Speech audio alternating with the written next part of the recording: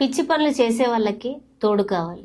ఉదాహరణ కనుక తీసుకున్నట్లయితే కలిసి సిగరెట్ తాగడానికి, మందు తాగడానికి, ఇంకా ఏదైనా పనులు చేయటానికి ఖచ్చితంగా రెండో వ్యక్తి తోడుని కోరుకుంటారు. కానీ గెలవాలనుకునేవాడు ఒక్కడే ప్రయాణం చేస్తాడు. ఎందుకంటే తన ఎయిమ్ గోల్ అంతా వచ్చేసి గెలవటం. స్టేజ్ మీద ఉపన్యాసాలు 100 మంది ఆడియన్స్ కూర్చుంటే స్పీచ్ ఒక్కరే ఇస్తారు. ఇంకా సేమ్ వే 100 మంది పార్టిసిపేట్ చేసే గేమ్ లో కూడా ఒక్కరే గెలుస్తారు.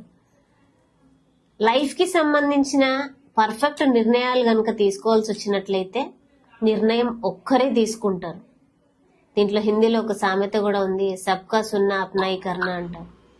10 మంది చెప్పేది విన్నా మనం అనుకున్నది చేయటంలో వాళ్ళ మాటలు ఉపయోగపడితే ఓకే, లేకపోతే వాళ్ళంతటా వాళ్ళ నిర్ణయాలు తీసుకొని ముందుకు వెళ్తారు. సో నిర్ణయం తీసుకోవటంలో ఒక్కరే, గెలవటంలో ఒక్కరే, ఉపన్యాసం ఇయ్యటంలో ఒక్కరే, స్టేజ్ మీద నించొని మాట్లాడటంలో ఒక్కరే, మంచి పని చేయటంలో కూడా ఒక్కరే ఉంటారు. ఆ వ్యక్తి ద సోలో పర్సన్. ఇందాక నేను ఎగ్జాంపుల్ ఇచ్చినట్టు, the person who flies solo has the strongest wings. Thank you.